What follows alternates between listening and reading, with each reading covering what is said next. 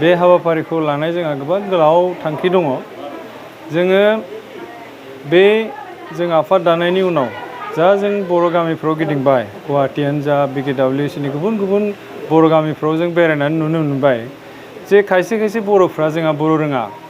आरो बिथांमोननि सिगाङाव सेराव थांनानै जों बुङोब्ला बिथांमोना जोंखौ लाजियो जे जों बर' रोङा, जों बर'ब्लाबो बर' रोङा, बिब्दि होननानै गोबां खोथा बुंनायखाय जोङो गिबियाव जों सानबाय जे बर'फोरखौ जों खौसे खालामनोब्ला जोङो जोंनि राव, हारिमु, कालसार गासैखौबो जोङो फोरोंनांगोन।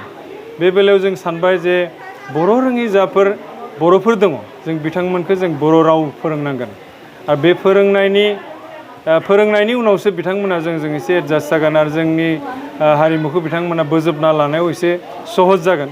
बेफोरबायदि जों सानखांथि साननानै जों दिनै गुवाहाटि कामरुप मेट्र'नि मोनसे जायगा जेराव बर'फ्रा बर' रोङा, बे जायगायानो जाबाय दिमरिया आनसलिक कमिटि। बे आनसलिक कमिटिनि आन्दाराव टटेल माने 42टासो भिलेज दङ। बे भिलेजफोरनि फ्राय गामिफ्रा माने 10टासो गामि बर' रोंगौ, खिन्थु 30सो गामिफ्रा बर' रोङा। दा बे गामिफ्राव जोङो बर' फोरोंनो थाखाय दिनैनि बे हाबाफारिखौ जों जागायजेनबाय। आरो बे हाबाफारिनि गेजेरजों जोङो बेखौनो बुंनो सानदों, जाय बर'फ्रा गावनि रावखौ बावगारलांबाय, बे बावगारलांनाय बर'फ्रा जोंनि बे पदक्षेपजों, जोंनि बे आगानजों बयबो बर' राव सोलोंलांनो हागोन आरो जों फोरोंलांगोन होननानै जों आसा थिनानै जोंनि बे दिनैनि बे हाबाफारिखौ जों जागायजेनदों। गिबियावनो नोंथांनि बे इलेक्ट्रनिक मिडियानि गेजेरजों गासैखौबो साबायखर जासिदों। बेयो UBPF आफादा बे गुवाहाटि नोगोरमानि दिमरिया ओनसोलाव बिजनि गामियाव बर' रावखौ सोलोंनायनि जि बादा बेखेवनाय जादों, बे बादा बेखेवनाय हाबाफारिया थारैनो गोग्गाथावना आरो रंजाथावना आरो बरायथावना। मानो होनबा दिनैसिमहालागै बर' रोङै ओनसोलाव बर' फोरोंनाय हाबाफारिखौ जोङो गुबुन गुबुन आफादफोरखौ बेफोरबायदि हाबाफारि लानाय नुवाखै। बे बिथिङाव नायोब्ला बे आफादानो गिबिसिन हिसाबै गुवाहाटि नोगोरमानि दिमरिया बिजनि गामियाव गिबि खेबनि थाखाय बे बर' रावखौ सोलोंनायनि हाबाफारि लादों। बेयो जोंनि थाखाय गोग्गाथावना आरो बरायथावना। बेनि थाखाय आङो गुवाहाटि जिल्ला बर' थुनलाइ आफादनि जानानै बिथांमोननिसिम साबायखर जासिदों।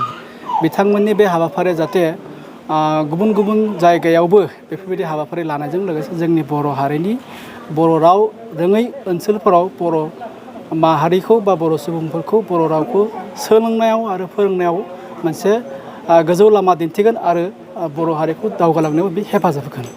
बेनिखायनो आं फिन खनसेबाव बे आफादखौ जोंनि जिल्ला आफादनि जानानै रोजा रोजा साबायखर जासिदों, जाहाथे बिथांमोना बेफोरबायदि हाबाफारिखौ इयुनावबो गुबुन गुबुन जायगायाव बेफोरबायदि जागायथों।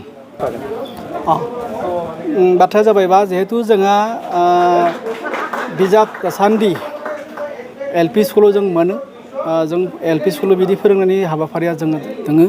खिन्थु बेफोरबायदि ओनसोलाव जिहेतु जोङो ग्रामाटिकेलि जों थांनो हाया, रावखान्थिजों जोङो थांनाया एसे उसुबिदा जायो। मानो होनबा जों रावखान्थिजों फोरोंनो थाङोबा गोबाव सम नांगोन। जोङो सरासनस्रा जोंनि गेजेराव भाषाखौ सोलोंहोनो थाखाय जोङो जों जिखिनि बिजाब मोनो जोङो बायनानै जोङो लाबोनांगोन आरो जों बेखौ बिनि दारैनो जोङो फोरोंनांगोन। जों दा एनुवेल पाब्लिकेसन दङ, किताब समलि दङ। बेफोरबायदि बिजाब गलाफोराव जोङो बर' भाषा सोलोंनायनि बा बर' राव सोलोंनायनि गोबां माखासे माने मोजां मोजां बिजाबफोर ओंखारदों, बेखौ बायनानै सोलोंनो हायो आरो बेफोरबायदि। आरो बर' राव सोलोंनायनि गोरलै सुबिदा जाबाय मा, जों जिहेथु गुवाहाटि ओनसोलाव बर' रावखौ रायलायनाय जाया बा बुंनाय जाया, जोङो सासे गोरों मानसि, गोरों जेने बे असमियावबो गोरों जानांगोन, बे बर'आवबो गोरों जानांगोन। असमियानि बेखौ बुंबा बर' मा बुजायो, बे बर'आव बेखौ बुंबा आसामिसाव मा बुजायनाय जायो बेखौ बियो फोरोंनो हानांगोन। अब्ला बियो फोरोंनो गोरलै जागोन आरो जायफोरनाखि सोलोंनो फैगोन बियो गोरलैयैनो सोलोंनो हागोन।